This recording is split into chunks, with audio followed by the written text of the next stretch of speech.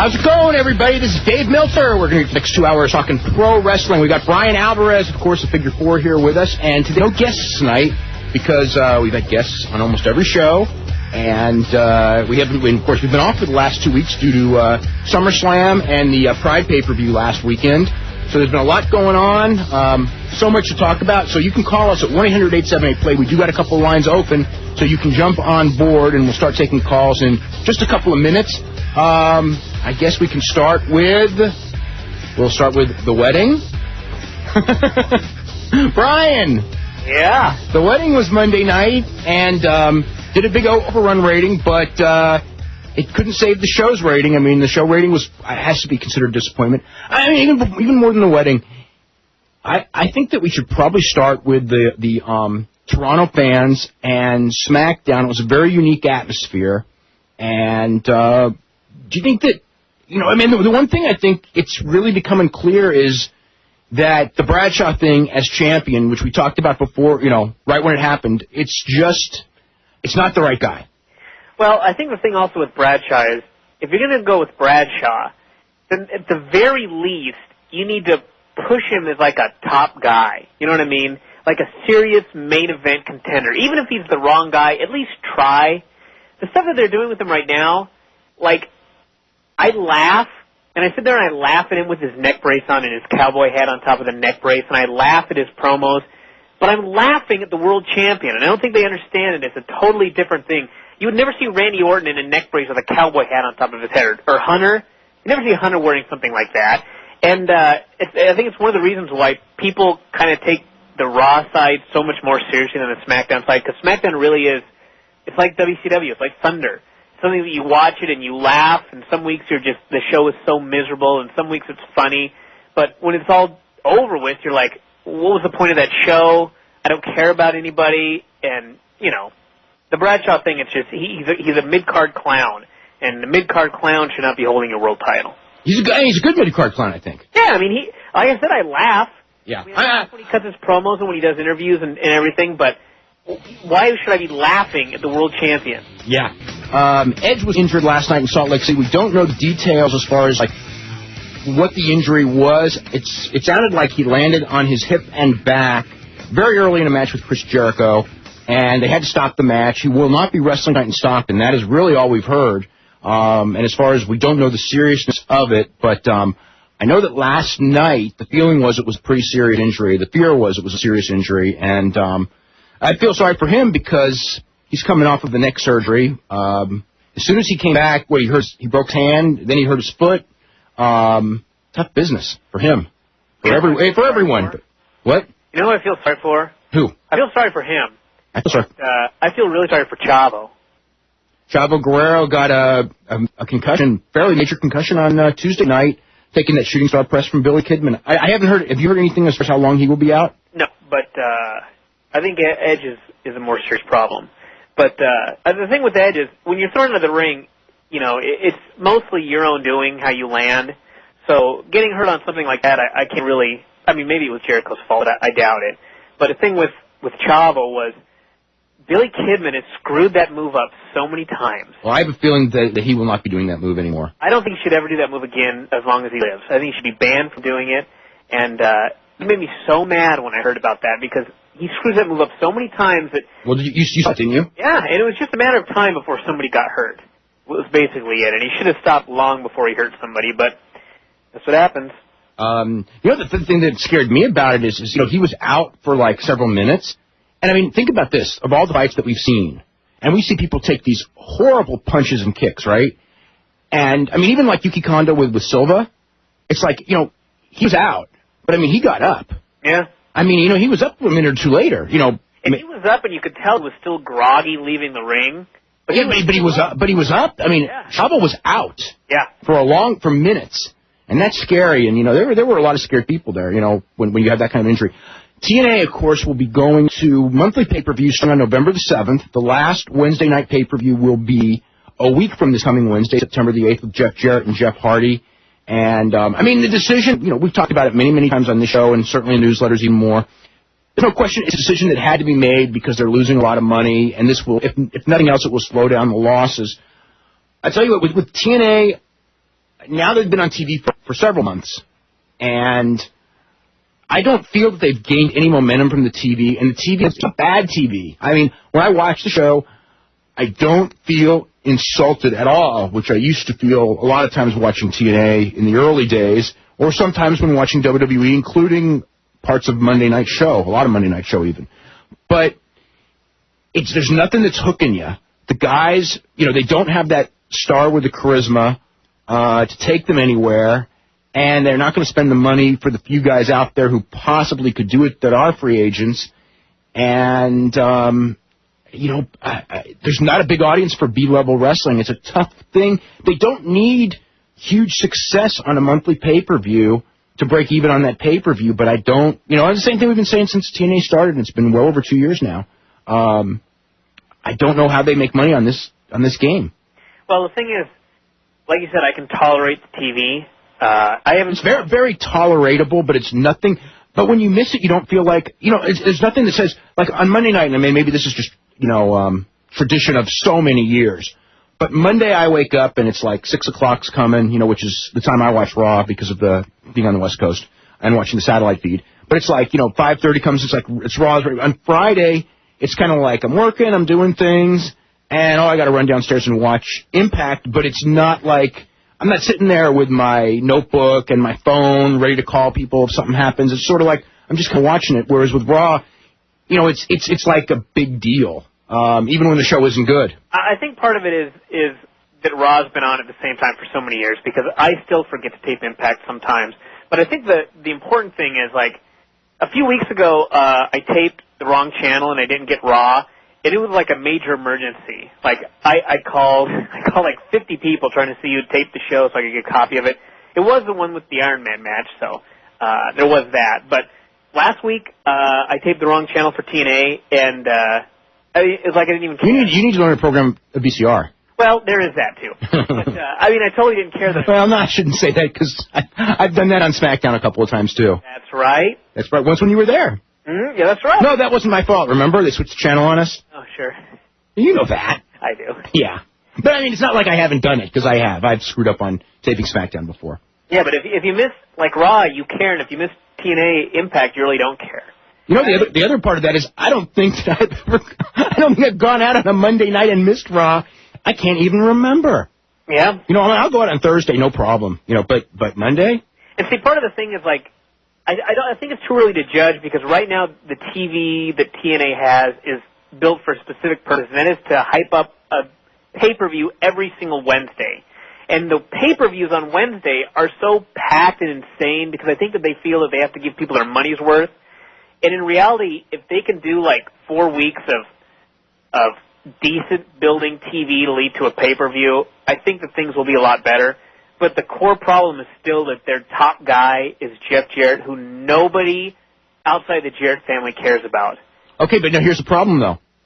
And from day one, we've all said, Jeff Jarrett is not the guy who's going to carry this company if they're going to be successful. And he wasn't successful in WCW. When he was in WWE and got a big push, the only time, I remember Jeff Jarrett being successful was maybe that one match with Shawn Michaels, which was like 9 years ago now, I think. It was a long time ago. And the other thing was when he was, hitting girls with guitars, which did get over because it was a certain point, and that stuff wouldn't work today anyway because the novelty would be gone. But, it was a very misogynistic audience watching, and it was something new that they hadn't seen unless they were ECW fans. So Jeff had the writer on his side, wanting to make him a feud with Steve Austin, which never happened. But the thing is Jeff's not the guy. But when you look on that roster, it'd be one thing if, you looked on that roster and you go, well, this guy is the guy. I mean, it's like what AJ Styles really isn't the guy either. I mean, he's a great wrestler. Is he less the guy than Jarrett? No, he's more the guy than Jarrett. But the point is he's still not the guy that you need. But he's a better guy. That's my point. Oh, yeah, he's better. Jeff Hardy, name value-wise, is better, but Jeff Hardy in that spotlight, I just don't see it's going to work. There's just, oh, God, and who else do they have? I don't know. I mean, they've got guys, but they don't have the guy. The thing is, I think that they could build some guys if they had the intention of building them to be top guys, but they're not building anybody. Well, they love Abyss, but Abyss to me is just like cheap Kane, even though he's a very talented big guy. Yeah. But still, if everybody in the company is being built to be a semi-main eventer and not the top guy, then it's always going to fail. Yeah. You know what I mean? Yes. Now, I want to talk really quick. They really made a mistake with Hunter and Orton in two ways. Number one, the wrong guy turned, and number two, they did it so fast that the people weren't ready for it, and it's really shown. I mean, the Randy Orton thing, they give him the title. I mean, they wanted to make Randy Orton into The Rock, the new big thing that's going to catch on, the new cool guy. He was kind of getting over big this summer. He's improved so much. He's a good-looking guy. Sometimes I think that they see a package of a guy, and it's like, he's good-looking, he can wrestle, he's developing into a pretty good talker, so therefore, and they go all the way with him, but the people weren't ready for Randy Orton in this position right now because, hey, they went to the house shows, and that's the proof. The people weren't ready.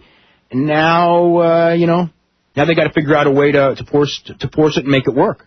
The funny thing is, like, what I think would make it work is, like, he would have to beat Hunter at about 4 straight pay-per-views, and it ain't ever going to happen.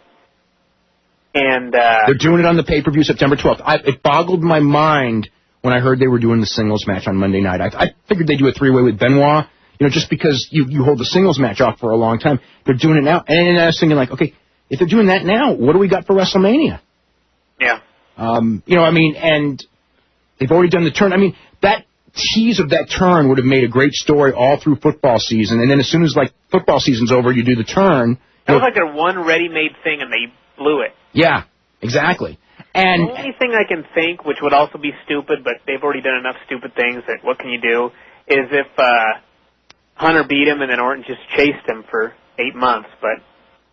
But in a sense, that might only hurt Orton. Well, it's going to hurt him, but this has hurt him enough as it is. Because the whole thing is that Hunter outsmarts Orton at every turn, just like he outsmarts everyone else, and then he goes and beats him for the title already, so it just confirms everyone that Orton wasn't ready. Yeah, which is the last thing you need to tell people right now when they need to get, and people are already predisposed not to get behind people anyway, because every time, they've gotten behind somebody, they've ended up, being disappointed down the road. Yeah.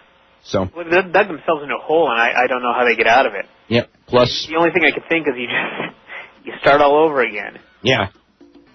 Can I tell a story real quick? What story you want to tell? I went to the post office and opened it up, and there was an observer that was 24 pages long in it. And I thought, my God, you wrote a lot this week. And I went about and did whatever. And then 2 days later, I went to the post office, and there was another one that was 18 pages. And I thought, what the hell happened here? Did you send me 2? It turns out they were both done in the course of a week. Yeah, well. I couldn't believe that. Yeah. Well, I mean, I didn't expect 7 people to make the Hall of Fame. And I didn't want to do lousy profiles. So once I got started, that's just what turned out. I mean, I could have told you 3 years ago this was going to be the year for the Hall of Fame. You know what I mean? Yep. I mean, we knew for a lot of reasons, and just because of who's all going to be eligible all in the same year. We're not going to have another year like this ever. Especially the way the business is going. Yeah. I mean, the problem is this business. There's more money to be made, not than ever before, obviously, because there's not as much money to be made as there was a few years ago. But like I was thinking about this on the drive up. Like Christian and Tyson Tomko and these guys. They're really, people talk about inflation and this and that. They're really not doing baloney blowouts after the show. You know what I mean? Those guys that are up there. And which is what the guys, used to do in the 70s. And so there's more money if you make it, and granted there's fewer jobs, so the competition is hard. But, good athletes are not getting into the business. I think the level of the performance required, I don't know if that intimidates them. For a big guy, you got to be able to bump, and that hurts when you're a big guy. And before, when you were a big guy, certainly in the 80s, there were a lot of big guys who got away with beating people up and not bumping. Yeah. And there's really not roles for that today. And but however you want to say it, of course, the developmental system's, been cut way back, which will be changed because they finally figured out that was a big problem. Thankfully, after how many years of you and I writing about it. And, with all the territories gone, I mean, we're just not getting a lot of new people in. Now, I actually think that a lot of a lot of indie guys today understand the reality, and instead of trying harder to achieve this goal of going to WWE, they kind of just, I don't know if give up is the right word. They don't take it seriously like they have a prayer.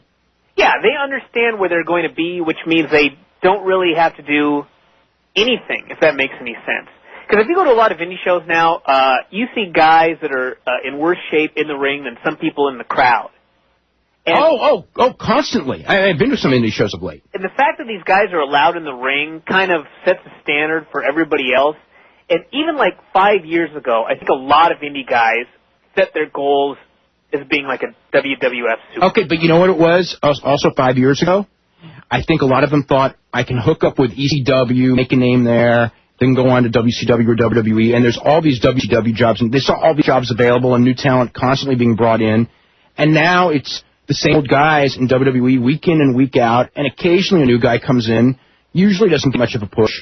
You know what I'm saying? And the funny thing is, like, you used to always read guys putting over WWF and Vince and everything like that in interviews, and now you read these interviews with indie guys, and more of them are putting over TNA, because they know they've got so much of a better chance of going to TNA than they do going to WWE.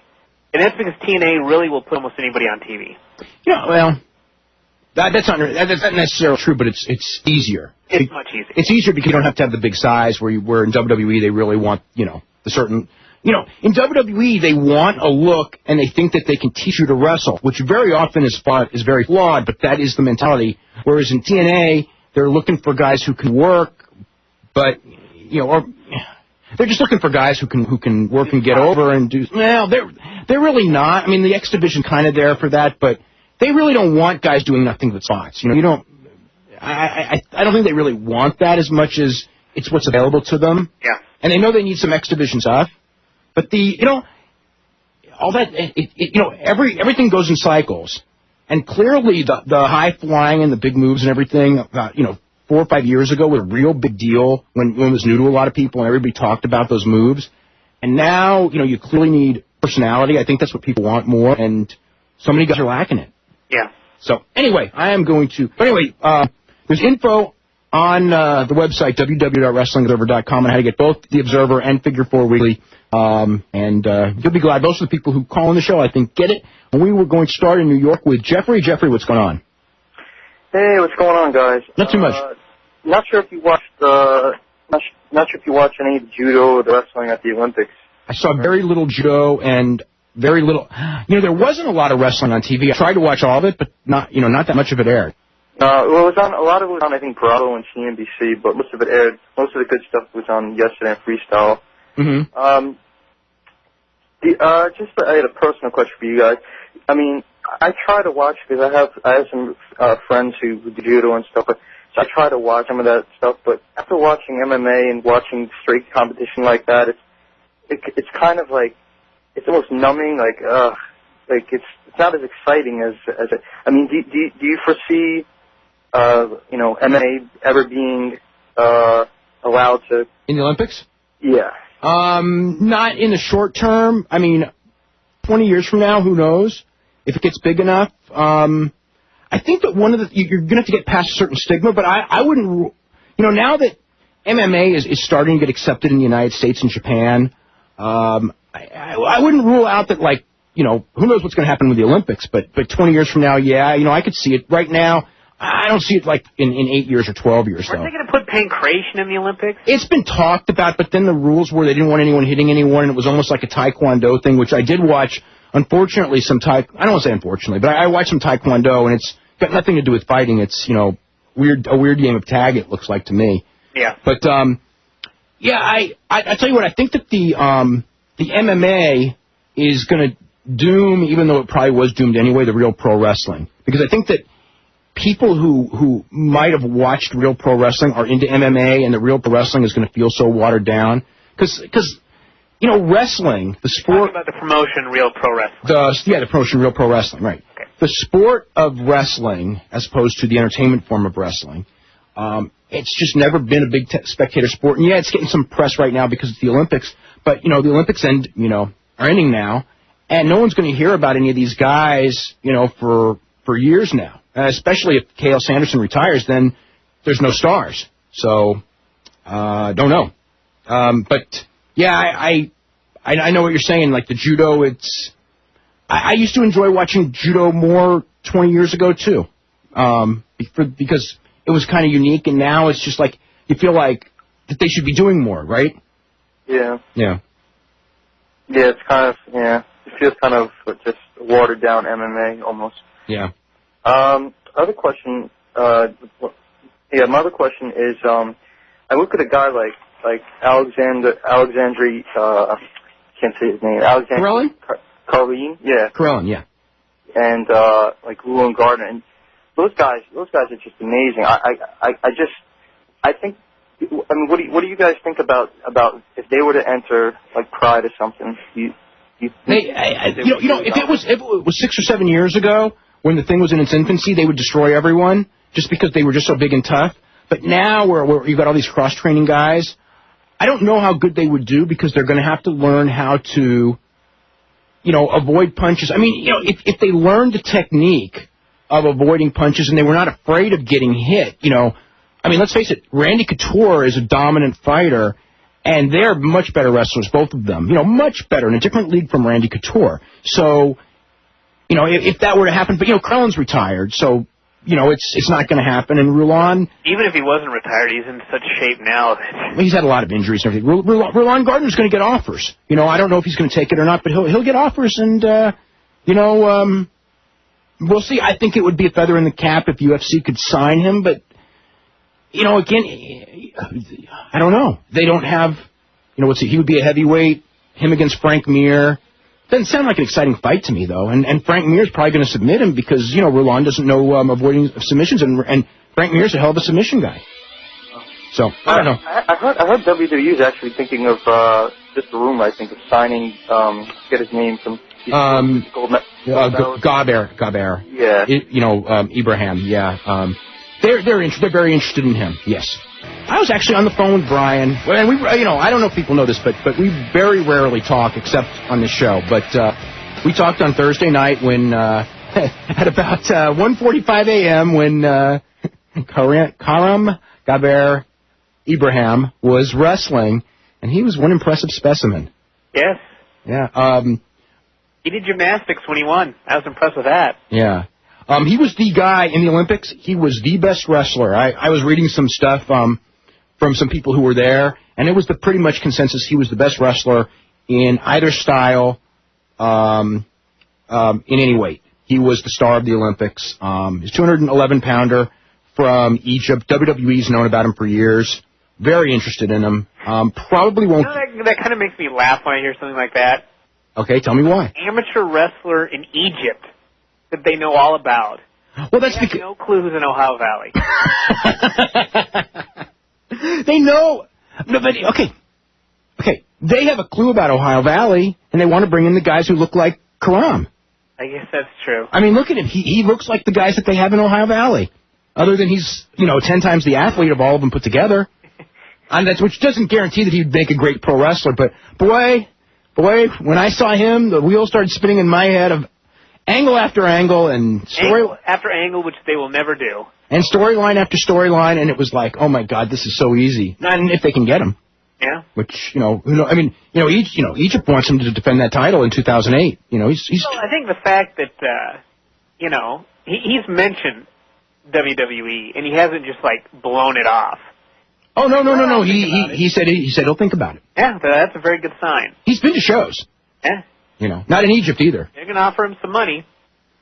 And he's going to realize he can make more there than as a Egypt sportscaster, so. Not necessarily. He's not necessarily going to make more money there, and that's the key. Because I don't know if they can offer him as much as he can make staying home. Really? If they can, he might go. Well, I mean, they'll pay him to train, right? I think that they would pay him what they paid Lesnar. And that was. I'm talking about in Egypt. Oh, in Egypt, he can make big money staying there. Absolutely. He's the first gold medalist that country's had in 56 years. He's a freaking national hero. I guess that's true. They're not gonna let him go. They're gonna want him to stay in that country and be a hero. For office. What? Maybe run for office. Yeah, man, don't kid yourself. I'm not. I'm serious. Yeah, maybe run for office down the road. Carellen did. Krokop, too. That's right. Anyway, real quick, I want to mention the Hall of Fame before we get back to the phone calls. Making the Hall of Fame this year were Tarzan Lopez, who was a great wrestler in Mexico in the 30s and 40s, early 50s as well. And Kazushi Sakuraba made it. Big, one of the biggest voting margins in history. So I got that one right. That was my number one pick, and he got the most votes. So then Kurt Angle made it, which was somewhat controversial, and he only made it by come on now 60%, which means he made it by if one person hadn't voted for him that did, he would be where Hunter is, which is a couple votes. Hunter was 2 votes shy. Undertaker made it. Bob Backlund made it. Masahiro Chono made it. Ultimo Dragon made it. And let's see, that would be the list of people who made it. So if you want to call up about that, and the ones who were the closest that didn't make it were Hunter and Jesse Ventura, and you want to call about any of that, this is the show to do that, but I know it's going to be tough to get in because every line's lit up. I'm going to go through the calls as quick as we can. Jonathan in Savannah. Jonathan, what's going on? What's going on, guys? Not too much. I've got 2 questions for you, and the first one is about the dress code. The dress code that a lot of people are very unhappy about in that company, by the way. Why in the world would they implement a dress code? I don't understand the point of. I know that Trips likes to dress like Ric Flair, and Ric Flair likes to dress like Ric Flair. And Rick, yeah, I think that there's a feeling that you don't want they want them to look like a professional organization, and most professional sports teams do have dress codes. Wrestlers have been notoriously independent contractors and dress the way they wanted. Historically, when I just use an example, when I was a kid, and here this is one of the things. When things are bad, and I've noticed a lot of this lately in WWE because things are bad, in a sense, even though they're the companies making money, as everyone knows. But the house show attendance is bad, ratings are falling. When things are bad, you've got people who are in charge that are all actually, for the most part, they're all older than I am, okay? And I remember my childhood, and this is probably the prime of most of those people's careers that were there, or what they grew up in wrestling was. And the idea was that wrestlers, in the territories, they tried to make it look like they were affluent, and they often were not. And the idea was you dress up. The world champion's supposed to wear a suit and tie. I mean, that was like traditional. And you come in a really nice car, even if you couldn't afford it, and you wore the expensive watch, even if you absolutely couldn't afford it, because you wanted people, when they saw you, to go, man, those guys are making money, and therefore you respect them because those guys are pulling in the bucks. That was the mentality. Now the guys really are pulling in the bucks. Not all, WWE, most of them. But the deal is I think that I can't give you a something that will make sense, because it really doesn't. And the fact is that the number of people who see these guys in the airports is not the difference between them drawing 2,500 at a show and 6,000 at a show like they were a couple of years ago. So it really doesn't matter. But they're reverting to that mentality. In the same way where I wish the internet didn't exist mentality, kind of. And it's like, well, it ain't going to go away, so it's not going to not exist. But So I think that's the idea behind the dress code, is that they think that some of the guys were showing up in T-shirts and wearing, Zubaz-like pants, and therefore... God forbid when business is down. Yeah, so that's the problem. And now they're supposed to dress up, and, they're going, it's hot this summer in a lot of parts of the country. And, I think a lot of the guys are not really thrilled at having to dress up and everything. But that's the rule. A lot of guys have gotten fined because the company's taking it seriously. I'm trying to picture, Undertaker in this outfit. Okay, I will tell you that... And Eugene. Eugene's an interesting one because I don't know what the story is on him, but the Undertaker... the rules don't apply to Undertaker. What a shocker. I would never have guessed. You didn't guess. Undertaker dresses... and it's funny because there are a lot of stars who've been fined. I mean, not... stars. Legitimate stars have been fined. And Undertaker dresses the way he wants, and just like if Stone Cold was there. Once it's like that, it's even a bigger joke. I know, but that's the entertainment business for you. When you got Undertaker, it's like he's got that tenure there, and he doesn't put over people when he doesn't want to. He does what he wants. months. You know, I mean, like they advertised all those no DQ matches, and it was just like. Well, the worst part to me though is if you're a self-proclaimed locker room leader, you're the guy not abiding with the dress code.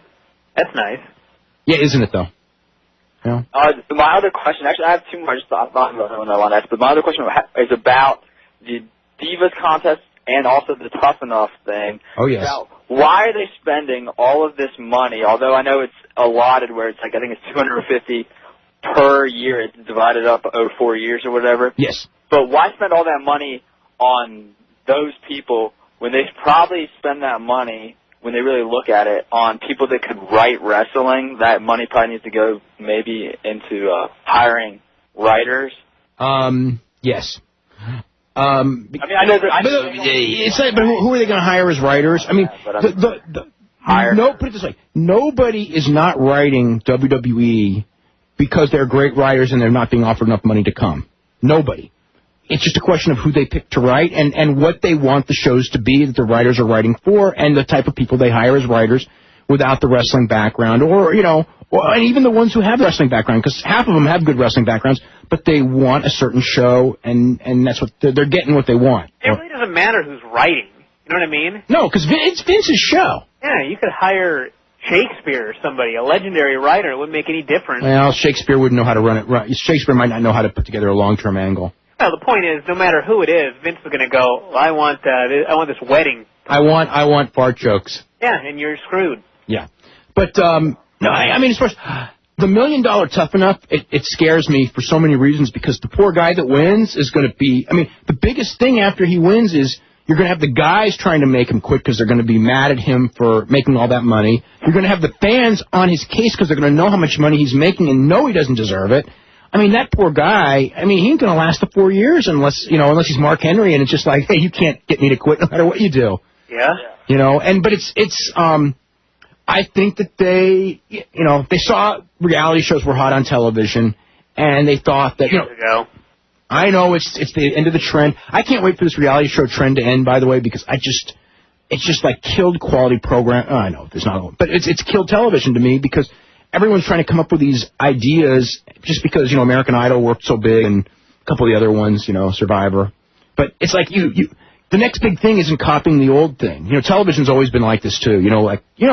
How many years ago it was like the freaking game shows? Everybody was doing a game show. And now, like, there's no game shows. They killed the whole genre because they overdosed everyone on them, when it got hot. Mm-hmm. And the reality show is going to be the same thing, and now they're in the tail end of it.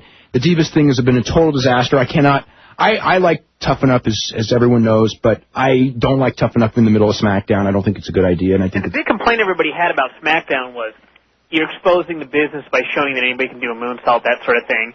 But to me, that was fine because it was a different show on a different channel on a different day. But now they're going to do it on SmackDown.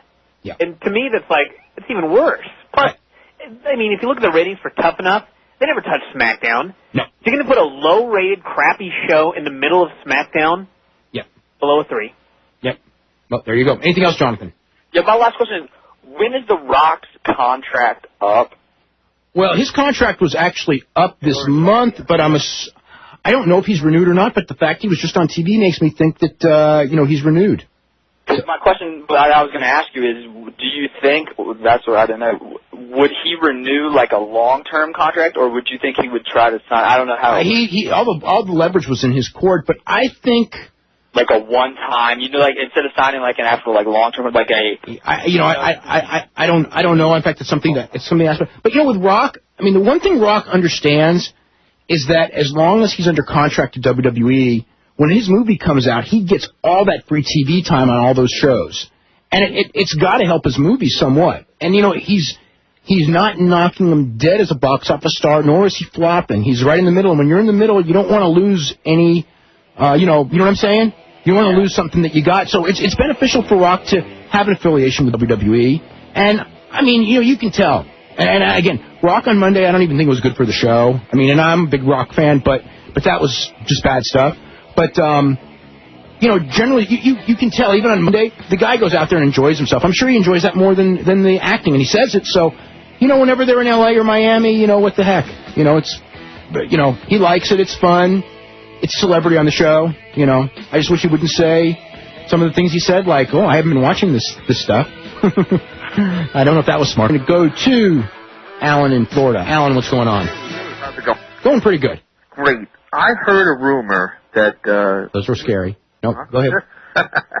It was on the Pro Wrestling Torch that Hunter Hearst Helmsley is trying to undermine Randy Orton's push. Do you know anything about it? Is there any credibility there? Oh, I can't imagine him doing... No, seriously, why would he want to do that? I mean, he needs new guys. I mean, it may look that way, but I mean, no, I mean, he's undermined pushes. Don't get me wrong. Really? But yeah, but I don't think that this is one of them. I don't see Hunter having done anything.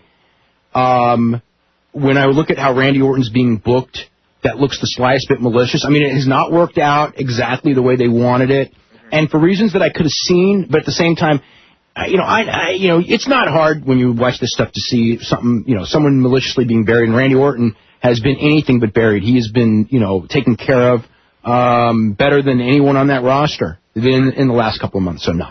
Right. And I also had a question about in the Flair book, okay, one of the stories, and the credibility of it. I know that you know, Rick, and about Vader and the match deviating from to a semi-shoot or something. Is that true? I mean, it was a stiff match. I remember that match, and that's how Vader worked. It wasn't a shoot or a semi-shoot or anything like that. It was just, Flair had a bloody mouth, and when you wrestled Vader in that era, you were fighting for your life, and I'm sure he was. Believe me. Okay, and I have another question about the Hogan. Yes. Hold on. With Hogan and the story about David, being taken advantage of, is there any is that true? Oh, I'm sure it's true. Yeah. And Hogan even admitted that he whipped him really hard, but he had no idea that Rick was upset about it. But the story itself is true. Oh yeah, for sure. Are they close now? What? Rick and Hogan. Are they what? Close. They're not close right now, but if they need to do business together, I'm sure they will. We're going to go to Carl in Toronto. Carl, thanks for hanging on. Oh, no problem. How's it going, guys? It's going good. Good. I just wanted to talk about Raw, first of all. I can't believe what they're doing on that show now. Actually, both shows, really, SmackDown and Raw. I just don't... How can they have matches like JBL versus like Eddie Guerrero? Why don't they see that? Why not put HBK in that position? Have him wrestle Eddie Guerrero? I don't know. Move him to the other side. I was all for Shawn Michaels going to the other side just because they need the star power, but they didn't do it. What can I say? know, but it's crazy. Like, what about Kurt Angle? Like, there's so many. Kurt Angle and Eddie Guerrero are doing a 2 out of 3 fall match on Tuesday, so it'll be on Thursday SmackDown. So as far as match quality goes, it doesn't get much better than that on that show. No, you're right. But one thing I'd like to point out too is that, like, in the past few months, especially, they've been having some really good matches on Raw, and I was so into them. I was loving watching the 6-man tags, the tags with Shawn Michaels, Chris Benoit. But at a certain point, when you don't see certain angles taking place or certain directions being followed, you start even getting numb to the good matches, and it's like they're worthless. There's not even a point seeing them anymore. I know what you mean by that, because the problem is twofold. Number one is that the guys on top are not going to change from that spot, and so you've got your few guys on both brands that are on top, that are top guys, and they protect each other, or are protected, however you want to say it. Right. And there aren't a lot of new guys coming in, and when they are, they go to Raw. No, but when they are, they're not. They become like the Basham brothers. It's like they come in, they get no push, and then no one cares about them, and then so it doesn't really matter anyway. So it's hard to not be numbed by the storylines because it's the same guys that you've seen forever. Yeah. And that's one of the big problems with wrestling. I would say in the last 3 years since the thing's gone down is, that you've lost a few guys here and there are guys that have come in, but for the most part, it's a lot of the same guys that have been on top for too long, even though they're talented guys. I know, it's true. I mean, for me personally, I've reached my breaking point. I just can't watch it anymore. I watched Pride for the first time last weekend, and I was blown away by that. That was unbelievable. So I think I'm going to spend more time on that. But anyway, thanks a lot. Okay, yep, you watched Pride for the first time. I'm going to go to Scotland in the UK and Kenny. Scotland, what's happening? Scott, hey, Dave, how you going? Doing really good. Oh, okay. I think you probably know what I want to talk about. You want to talk about the Hall of Fame? It's right on my screen. Right, yeah. Good. Now, how do I go about getting you to put some European guys into the Hall of Fame, or more European guys, I should say? That is such a tough subject that I've been thinking about. I've talked to several guys that were in the UK and grew up on that, and it's just so hard because I don't have the knowledge other than obviously Bert Asarati's in, and Dynamite Kid and Billy Robinson, sure. and that's about it. And Davey Boy Smith, people here would know, and has been on the ballot and was voted down. So as far as other people, I've asked people about Mick McManus and Jack DiPaolo, just two names in Kendo Nagasaki, and it's a mixed reaction as to whether they belong in or not. Big Daddy, I've seen Big Daddy, so that one's going to be. That's going to be work. Really kind of lets him down. Yeah, that one's going to be pretty tough for me to go with Big Daddy. I know he was the big star there, but he was awful, and I don't think he was. He's not even like Hogan level charisma to me, other than, he felt to me like a guy who, his family ran the company and they made him a big star, and people watched him on TV, so he was a big star, but, I didn't see anything from him at all. But I never saw, or Mick McManus, obviously I saw Rollerball Mark Rocco, was a very, very good wrestler, Toro Sayama, he was his best wrestler ever faced. But there are probably guys who belong, but I don't know who. I don't know how to do it in a fair way, I guess is the way to put it. But I'm sure there are guys, but again, I don't know work rate wise who belongs, drawing power. There's no records of who did and who didn't. I've read the books, but I still don't have a feel without seeing it. Sure. We're at the moment, a few of us over here, we're trying to get some records together just in terms of, what was actually on TV and, who was pushed, who wasn't, and whatnot. We're getting somewhere, but it's like you say, there's so little records of who drew and when and where and and a lot of that state of the business. It's not like if there was a super drawing card, I think we would know about him. Do you know what I'm saying? Because really, when it comes to drawing, like in the States with all the ups and downs and everything, there's really only a few guys. Sometimes when I hear wrestlers talk about drawing money or you have to do this to draw money, I kind of laugh because when the business is good. Diamond Dallas Page draws sellouts, right? When the business is bad, Diamond Dallas Page can't draw anybody. Or no one can draw money. Yeah, so, Hulk Hogan couldn't draw in WCW at the end, or and he didn't draw at the house shows in WWE when he came back, even though people were going crazy. So it's some of it's just timing and being in the right spot when things are good. And then there are guys, and Hogan and Steve Austin obviously come to mind, who they're really something, Sure. But do you have any European voters? I think I asked you this once before. Yes, I do have some, but not a lot. So, and I don't know. What was I going to say? Not enough to where I would feel where it would make a serious. I would feel fair to put European people on the ballot, because if it's like it would just be hard. Again, And one of the things is when I've talked to people, about it, even about like Mick McManus and Paolo, they're not even like slam dunked to me. It's sort of like, well, maybe yes, they were really good, but then they never left, and the ones who were really good, would have gone to Japan or something, and they didn't, and so it's like it's kind of, even people who were there that like worked with them were not like, oh my God, like this is an oversight. It's kind of like, yeah, maybe. And Big Daddy, it's like, the argument both ways. It's either people go, absolutely, he should be in because he was the biggest star, or you're crazy, he was freaking horrible. So, there's no in between ground. It's just how you judge, if a guy is really horrible, but he was the big star, should he be in? Or, you know what I mean? That's the Big Daddy question right there. Okay. So basically, I just got to try and find the information and get you to put him on as overlooked historical figures rather than getting them put to the vote. Yeah, you're right about that, because I can imagine. Well, Americans aren't going to vote for. No one votes for people that they haven't seen. It just doesn't happen. So, the one thing about the thing is when you got, the way it's broken down, it's as fair as I can come up with.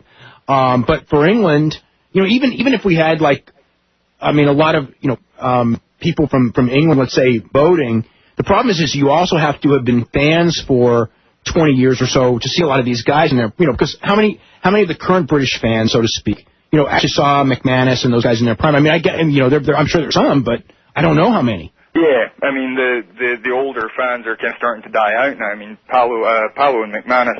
Well, Paolo left joint in 71, so that was his last appearance. See, that's 30. That's 30. So that's got to be that's a long time ago. And McManus quit. I think he retired 78, 79, something like that. Yeah. Now what about Kendo Nagasaki? Nagasaki. See, I would say Nagasaki because I mean he was a big star. And at the same time, he was what was I going to say there? I've completely forgotten. I mean, he was a mainstream. I know he was a Yeah, he was a mainstream figure. Yeah, which is saying something because it's hard for a wrestler to be a mainstream figure. There's like these arts programs about him and stuff, and he still does some kind of weird arts related things. He did this big deal with this glass ring with his retirement ceremony, and so it was really strange. But yeah, I mean, okay. I just wanted to know what we've got to do. Okay. So we can get started on it. All right. Good enough. Maybe next year. Huh? Okay. Yeah, but yeah, I know that there are overlooked people in England. I mean, because I just don't have the knowledge of, the guys like, Billy Joyce or somebody like that. I mean, I know the name, but I mean, I don't know anything about them really. I just know that they held the British Heavyweight Championship for a while. You know what I mean? Yeah. It's not like Billy Robinson where I saw him many times. Yeah. So. Well, in the meantime, we have a site now, itvwrestling.co.uk, which is where we're starting to get some of the info together. So if you or anyone else wants to check that out, then, that's somewhere we're starting to get the info together. So. Okay. All right. All right. Thanks very much for calling. Cheers. Bye-bye. Okay, bye. Let's go to Mitch in Berkeley. Mitch, what's going on? How much are you guys doing? Doing good. It was refreshing hearing the guy from Scotland. That was really cool. That was cool. That's all I got to say on that one. Dude, I'm very bummed. I was really shocked when they did the Orton turn, and I got to say that as much as everyone's bashing it because it's way too early, and it was, they could have just built that up so well. And you need to do something exciting with Helmsley in it for it not to be stale, but I did like the angle. I mean, I kind of knew. Oh, it was awesome execution. Here's the thing. The execution was so good. Oh, the thumbs down. I mean, you know what's funny is I marked out for the first time in months. Yeah, I mean, Brian, were you the one that I had to be because I was only on the phone with you when what's his name when Abraham's being carried on his shoulders and we're just thinking about like who's going to give him the thumbs down and drop him on his head. Absolutely.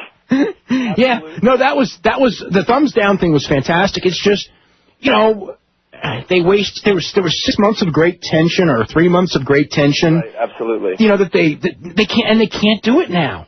Well, in my mind, the kind of idea was you'd have this thing like where they just avoid the issue, and the viewers, because they were doing it already. Like when Orton got the title shot at SummerSlam, they just didn't even have him and Hunter talk about it.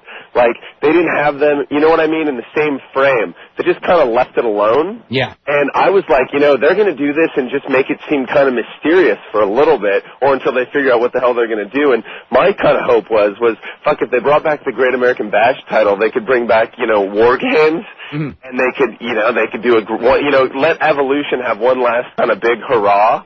And then have them fall apart. And I even thought of doing an angle where you think that they're going to tease that those guys are going to turn on each other, and then you have Edge turn in the War Games, or something like that, where you kind of keep pushing it forward and keep pushing it forward, and then it comes, like you said, in January, December, right out of nowhere. Yeah.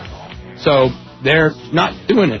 It's already done. The water has been spilled, I guess is the way to put it. It's like Invasion, where every person that calls in could come up with a better idea than what they did. I know. I know. But what's sad again, and this is like Invasion, this is one, you can't do it again. You can only do it once, and it's already been done, so what can I say? Anyway, let's go to Lavi in Yonkers, New York. What's going on? Hi, Dave. How are you? I'm doing pretty good. Good. I'm a long-time subscriber, about a year and a half, and I just love the publication. I wanted to thank you for that. You make Saturday afternoons much more enjoyable. Oh, thank you. Also, what I wanted to talk about is in Yonkers we have Cablevision, and I get the show Bushido on Metro, which is the old UWFI tapes. From like 10 years ago. I'm absolutely hooked. I love it. I've been a wrestling fan for about 15 years, and even though MMA is now, and I'm a big fan of that, the style I just find so unique. It was really great in its day, and it's too bad it didn't last, and it's kind of one of those things that always worries me about Pride, because, UWFI was pretty big in its day, and then UWF was huge in its day, and, you know, all of a sudden, boom, they were gone. But wasn't that kind of killed by real fighting? UWFI? I think that the fact that Takada never fought Hickson when people wanted that match kind of hurt. I think that they got to this point they were drawing really good, and then all of a sudden they stopped drawing. I remember like the third Takada-Vader match, and they stopped having good new opponents for Takada, and it just got stale really, really quick. It stopped drawing, and then they needed money, and then they needed to do the thing with New Japan to stay alive, and, you know, New Japan, ruined them, saving them, and they were dead at the end, when they did the interpromotional feud. But, yeah, the early 90s, I used to love some of that stuff, like, the Tamara and Kakihara matches, and, some of the other stuff, Takada and Tamara, Takada and Vader. The first Takada-Vader match from Jingu Stadium it felt like such a great event, seeing, 46,000 people and the clean finish. And then, this when Vader was WCW champ, it felt like War of the Worlds. That was a really cool period. You know what I love watching is people like Bad News Allen doing work shoot style. I think that's really, exciting and unique to watch. Yeah, it's too bad he wasn't a little bit younger when that came along, because I think they would have pushed him more, because, he was a bad dude, but he was like close to 50 years old. May have even been 50 years old by the time that thing came along, or certainly late 40s. So. What type of salaries were the Americans making, like Dan Severn and Bad News and some of the former amateur wrestlers? I think, like maybe $1,500, $2,000 a show. Okay. Yeah, I mean, it wasn't like huge. I mean, Vader made $25 a show, so he was the highest paid by far. I think that, and Kozlowski. Have you seen tapes of him? I think I saw him once or twice on the show. Because Dennis Kozlowski could have been a really good pro wrestler, and I don't know how he slipped through the cracks, because he had a lot of talent, he had a great look, and he did well in UWFI, and they were pushing him, it was like Captain America type. And then, when they went into financial problems and didn't want to pay him anymore, he quit, and, nobody from States ever watched those tapes, so, they never bothered to bring him in, but he could have made it. He could have been this big star in pro wrestling. Has anyone in the U.S. ever thought about doing the point systems with the rope breaks and that type of style? I think it adds a... Ring of Honor's doing that now, but only like for one like a special match on the show, maybe for your title. But they're doing that, and I think for the one match, I think it's worked out pretty well from what I gather. I think it's hard to say. I would say that the style is so unique that it could work here, but with MMA, I don't know if it could gain a type of foothold because it's been exposed. Yeah, I don't think so, because it hasn't even worked in Japan. It doesn't even work in Japan anymore. Sure. So yeah, I think that it was something that was great in its time that wouldn't work now. I don't think it would have. It may have worked at some point in the United States, but I don't think it would now, because I mean, people have seen it, and people want to see real, or they want to see entertainment. I don't think they want to see something that's entertainment but that isn't really real, but you have to pretend it's real, if you know what I'm saying, because they can get real. One final question about it, and then I will let you go. I was wondering, it seems like the shows are formatted into 1 hour formats. Was the show on in the U.S. Before to be done like that? No, it was never on when it was big. What happened was I think that this was after the promotion had already folded. I shouldn't say that, because I think that I'm thinking maybe in Israel, and I could be wrong about the country, but in the Middle East, when they were going on, they were on TV, because I remember they always talked about going to Egypt or Israel and doing shows. So they must have been on TV in that part of the world. And it was the Bushido show where they pretended it was a sport. And I know they were on for a while in England. And, I think those are the tapes that somehow got recycled onto that station. They were on in Canada on TSN for a while, because I remember, and sometimes on right before WWE, because sometimes people were raving about certain matches that they saw before the WWE show on Monday nights. And now it's on, the show in New York. So in its time, they were never on television in Japan. Those were tapes of the arena shows that they, did the home video of and packaged them as what they were, and somehow made, 10 years later, here they are in New York. Wow, very interesting. Thank you so much, guys. Keep up the great work. Okay, you're very welcome. Okay, let's go to Jeff in Walnut Creek. Jeff, what's going on? Hey, Dave. How's it going? Going pretty good. Hey, you always hear how Vince McMahon never takes a vacation and lives and breathes the business. Yes. Do you think he'll ever retire? And if so, how do you think it'll change with his kids in charge? I've been avoiding thinking about that because I would get really depressed. Because as much as I think that Vince sometimes is crazy, and I think that when he's not there, it's going to be total and pure chaos, and it's not going to be good. I think it's going to go down fast. I don't picture Vince ever retiring. But he's not going to live forever, and he's not a young man anymore. He's 58 years old. But I think if he did he's retire, 59 years old, or he will be. He turns 59 or he just turned 59. Whatever. His birthday's end of August. Yeah. Yeah. I think if he ever retired, he'd be back in 6 months. He couldn't live without it, but he's still not going to live forever. Yeah. And it's something that will make me very depressed when Vince McMahon is no longer in wrestling. As funny as that may sound to people, I mean, I don't rue the day I have. The company is making money and is going to make money for a while, and they've got a great war chest, so they're going to go on for a long, long time. But the chaos that will happen when there's no longer a strong Vince McMahon character in charge, and when it's Hunter in charge.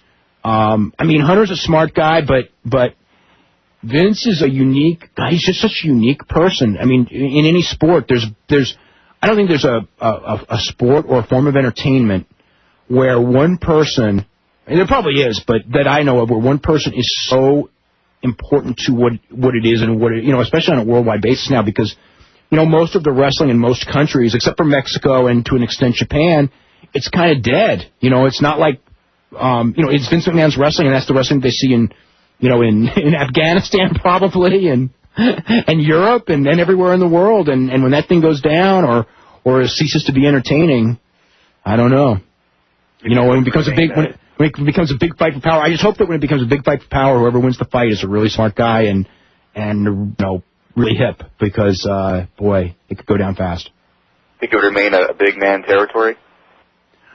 It depends on who's in charge, but I think that the people in that company who are in power, it's so ingrained in them, the mentality. I mean, you look at, and the problem with the big man territory is not the big men. Well, it is the big men, but it's there's so many of them. I mean, if you had a whole bunch of guys that were Eddie Guerrero's size and a few Undertakers and Kanes, it would be really good, and those guys, they could get over by being big, but the whole problem is that when you got the Big Show, you got these guys like A-Train, who's this huge man, can't get over as a big guy, but, they're not using him anymore anyway, and I think he's hurt, but you know what I'm saying? Like, there's so many big guys that can't get over, and, because there's too many big guys, and they recruited too many big guys because they're all thinking big men get over, and now it's what it is, where no one gets over. How did Vince Sr. die? Pancreatic cancer, I believe, in '84. And I don't remember if, I was following it real close, and I knew he was sick in the end, but, only at the end. I think that he was sick long before, it was let on. I'm sure he was.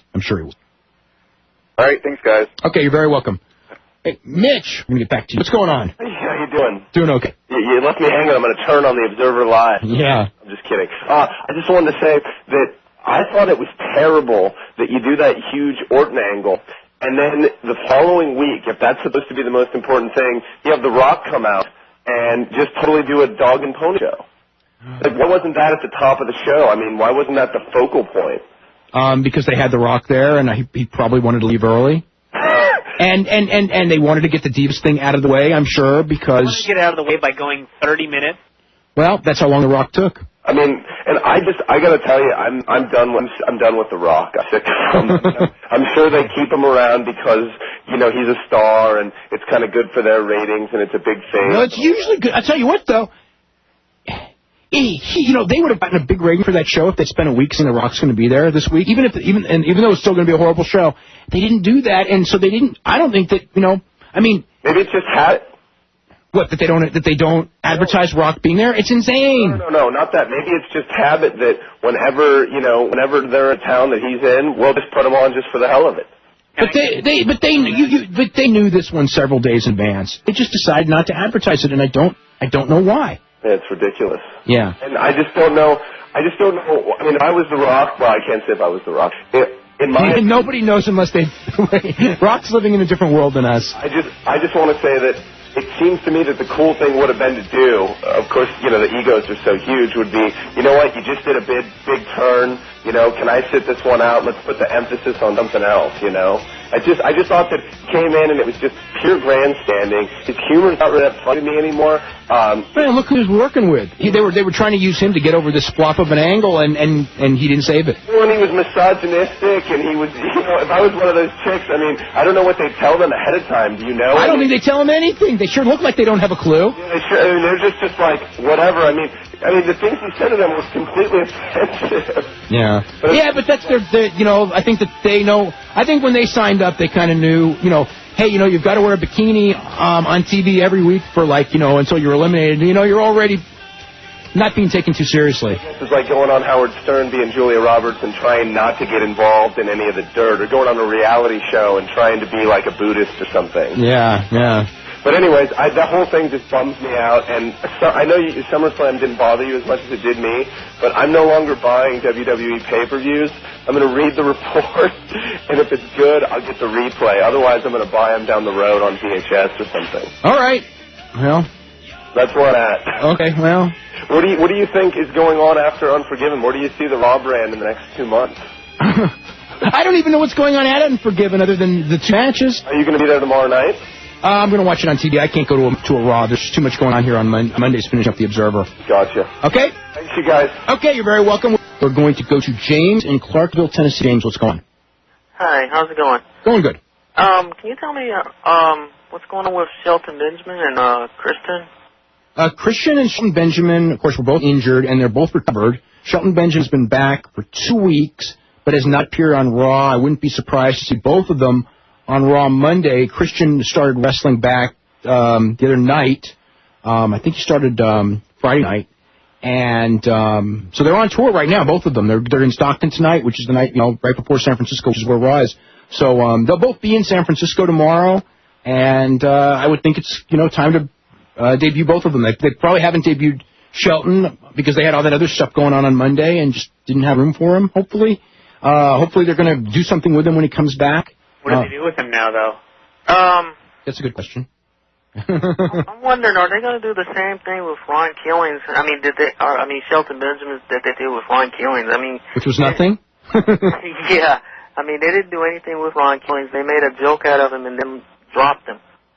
The difference is they actually tried to do something with Shelton already. Yeah, I saw Ron Killings when Ron Killings was there, and he didn't really stand out. And you know, then they wanted to do the thing with Road Dogg and Ron Killings, if you remember, and then Road Dogg had, you know, his drug problems, so he was kind of left with nothing to do. Shelton's got nothing to do too, unfortunately, but they like him.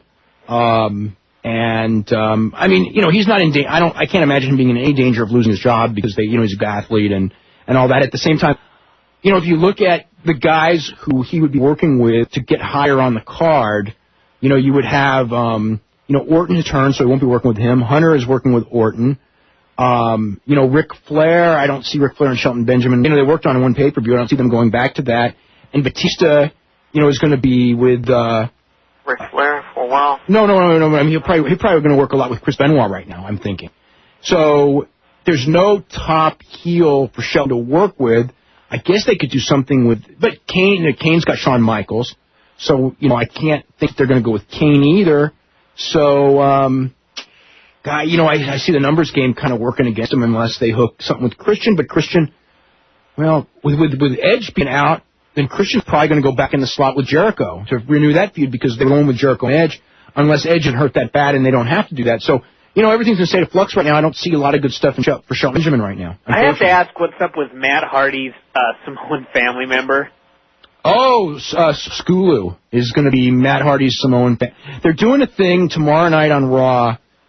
It's going to be Sean Riddick and Skulu and 2 other guys, and they're going to be Matt Hardy's like cousins. So yeah, he's going to have that, you know, King Adamo from 01, who's also Skulu from PW, is going to be his cousin or nephew or fat guy. What? The giant fat guy. The big Samoan guy from 01, yeah. Oh my God. Yeah. Cousin? Yeah, well, someone's got a sense of humor. I guess so. Oh, yeah, I know. Yeah. So, yeah, that's the deal with Matt Hardy. Yeah, He's going to have some cousins confront Kane tomorrow night. Make statements on WWE.com about his injuries. Me and a friend were discussing this. Flying Bryan was a member of the Four Horsemen just before he left, wasn't he? He was a member of the Four Horsemen, yeah, and they were going to do a big split where Bryan Pillman's Four Horsemen were going to wrestle the other Four Horsemen, but it never got going. Yeah, he went and switched over. Yeah, he switched, that's right. Yeah, he got in the, yeah. What was the problem with his legs? I mean, they said his legs they couldn't even do surgery. Someone told me they couldn't even do anything. They did surgery. They did surgery on his ankle a couple of times. His ankle was destroyed in a Humvee wreck. He fell asleep while driving and got thrown, and he was really lucky to be alive because he was thrown like, I don't remember what it was, but I know people who saw him, and you would not even recognize him at the very beginning. He was so destroyed. And, the ankle was the worst part, and, I mean, he never could wrestle again, even though, he did wrestle again, but, he physically couldn't. He just tried so hard, and, it probably killed him in some ways, because all the painkilling medication he was taking to wrestle all the time. That was a real tragic story, the whole Bryan Pillman thing. That is a shame, because he didn't get his due, but he was I think he was one of the better wrestlers at WCW at the time. He was a good wrestler, and his lack of size hurt him. And then right when he kind of figured out this character that was ahead of its time and that was working, then that's when he got in the wreck. Because he really wasn't ever planning on leaving. Because he and I were really good friends. We talk all the time, and I was always trying to talk him into going to WWE because I thought it was the best thing for him because WWE had Shawn Michaels as champion. I could just see the size thing not mattering as much there. If Bryan's character got over, even though Vince is a size freak, I just thought WCW, they had Hogan and Nash and all those guys, and they just weren't going to let him on top. That's why, and WWE at the time didn't have as many top guys. So I was always trying to talk to him, and his thing was no, because WCW will offer me more money. And what ended up happening was he had a horrible wreck. And Eric, would not take the 90-day cycles out of his contract, although Eric offered him a good amount of money to stay. And Vince gave him a guaranteed contract without the cycles. And he felt that as soon as they figured out that he couldn't go, he was going to get fired, so he had to go with Vince. Yeah. So that's why he went to Vince. And, he had a thing in his mind. He had to earn his keep. And he was hurting bad, and he was feeling guilty over the fact that he was making, $5,000 a week at the time. And not wrestling for it. He felt so guilty about it that he forced himself to wrestle because he was making that kind of money. And he did wrestle, but it wasn't in anyone's best interest, and it was just a very sad story. Okay? Okay. Hey, thanks. Okay, very welcome. All right, we're going to go to Johnny in Scarborough, Ontario. Actually, it's Mark in Waterbury, Connecticut. I'm sorry. Dave, Bryan, how are you? Doing good. Excellent job as always. It's been a while since I've called in, but that just goes to show you the lack of interest in the product among those of us who have memories longer than 3 years ago, Yeah. It's really sad. Listen, question for you, and I just want to throw this out to you. I know you and, I don't know to a greater or lesser extent, Bryan knows as well, but I know you guys are pretty tight, or at least somewhat tight, with Pat Patterson and Gerald Briscoe. You were, Dave, in the past, I think. I'm not tight with either of them. No, I mean, at least, all right, well, maybe tight's the wrong word, but maybe on at least on a conversational basis. I don't really even know Gerald Briscoe. I mean, I've known Pat Patterson, a little bit, but I mean, it's not like I've ever been close with Pat Patterson. I mean, I know him. I mean, he tried to choke me once, but. Really? Oh, but it was like ribbing on the square. He grabs me around the throat, starts choking, and then it was just like laughing, going, well, I wish I really could do that and not get in trouble, because he really did want to do it. Where I'm going with this is that the deal with Hunter Norton. Now, I know, Vince surrounds himself with, as long as Patterson and Briscoe are still there, good, old-school wrestling people. Are these guys so afraid of their jobs and their job security, they just can't say, hey, Vince, wait a minute. Gerald Briscoe's not going to say anything. That character that he played on TV is what it is. Patterson, I don't know, where Patterson is. I would think that Pat Patterson would have been every bit as frustrated as I was at the rush job on that thing. I would think that, but I don't know that. I mean, if that wasn't the most short-sighted booking in the last 10 years, I don't know. And the Invasion was more short-sighted, but money-wise, maybe, but as far as just obviously being beaten over the head, I guess it's kind of the same thing. But it's just so frustrating to see what could have been the WrestleMania main event and a good long build with many twists and turns, good storytelling, just blown off in one night. Are they that afraid of a low rating coming in that they just push the panic button? Yes. Wow. Yes, that's your answer. And it's really sad because that was a feud that was a WrestleMania feud. Now, now where do we go for WrestleMania? We got nothing. And, that was the match. And even if, even if you had something else, you still blew 4 months of potentially great storyline material because, the one thing, they're pretty good. Orton and Triple H, they're pretty good at doing stories. And Triple H is fantastic when it comes to angles. And they just, took it all away. Unbelievable. Yeah. Like you said, 4 months of compelling storytelling that they just pissed away. Yep. Just one quick comment on the Brian Pillman conversation we were having before. Looking back, could it have been Brian Pillman been the archetype for the Steve Austin character that was 1 year later? I don't doubt. Brian and Steve talked all the time, so I don't doubt at all that Brian. I never know. I think if Austin got his character, a lot of it from Brian, I think he would have said it, but it may have helped Austin think in that direction because he knew what Brian was doing. But I don't think that Brian actually helped him with the character because I just think we would know that if he did because he would tell people. Okay. Well, thank you very much for taking my call. Good job, guys. Keep it up. Okay. Thanks. Bye-bye. We're going to go to Earl in Miami. Earl, what's going on? Not much. I was just curious. What's happening to all the old time wrestlers, Lex Luger, Chris Elizabeth died? Did they ever find out why or how? Yeah, she had drank a lot. It was a combination of alcohol and pills. So it was basically an overdose. So did Lex Luger have anything to do with it? I heard in the papers he did. He had nothing to do with, other than he was there with her. But she overdosed and, when he was there, he called the police and everything. He didn't overtly kill her or anything like that. He was never really accused of it. At WWE, certainly on Confidential, implied on a couple of shows, knowing full well what happened, that he did. It was very, I don't know, kind of, I don't know. How would you explain exactly? It's like the first show, because the second show, Gene came on and kind of almost did a, Yeah, but they even knew on the first show, pretty much that Luger didn't do it.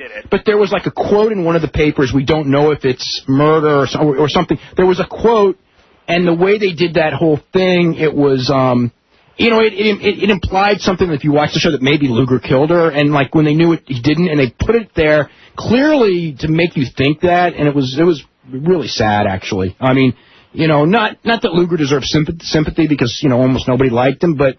It probably wasn't the week for that for him. You know what I mean? To also accuse him of murder when his, fiance had just passed away. Yeah, I watched wrestling ever since 1970s. Yeah, it's about when I started too. 70s all the way up to present. And a lot of things changed since then. It's not even the same product. Some people aren't aware of that, though, but I wish they'd bring back the 70s and the 80s and stuff like that. Everything changes. It's just like it was great in its day, but you can't bring it back because it's a different world now. There's the things that made it great aren't there anymore. TV has changed. Arenas have changed. People have changed.